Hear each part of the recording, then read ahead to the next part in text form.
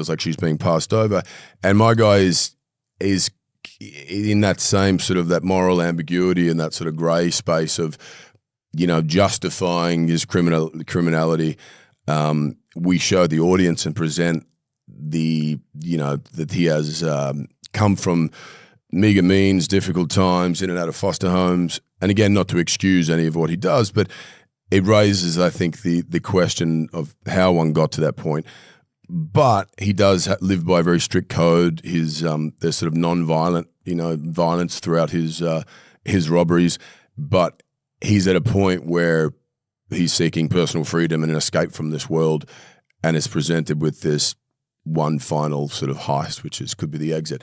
And it's each character sort of on a collision course for one another, and all sort of interweaved to this pretty I found pretty sort of fascinating sort of crescendo and finale. But he's a good guy, he's wrestling with, I think, not having, in my sort of backstory with it, not having strong paternal figures or parental figures that were of held integrity or maturity for him to look to and to be, I guess, modeled behavior by. So, like a lot of guys that we were speaking to and researched, guys in the criminal world came from broken homes, and you seek connection and brotherhood and safety in kind of all the wrong places, and that's why a lot of guys end up in gangs. There's sort of there's family there that they haven't had before. Connection. Yeah, and then it's also they're pushing back against a system that in their eyes gave them nothing. So it's like, well, screw you. I'm gonna, what did the insurance companies or the banks or the the high end jewelry fashion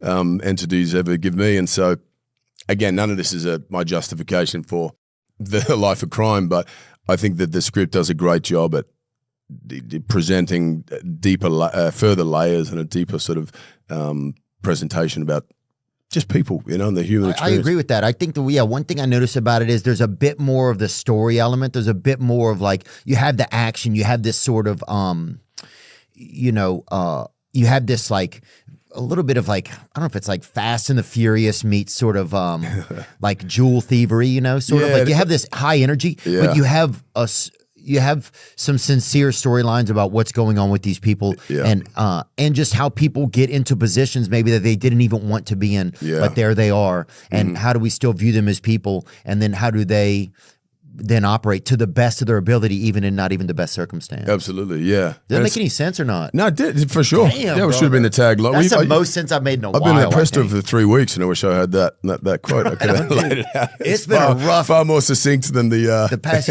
year. I haven't been able to get something out. It's been tough, man. No, it's true, and it does. It sort of.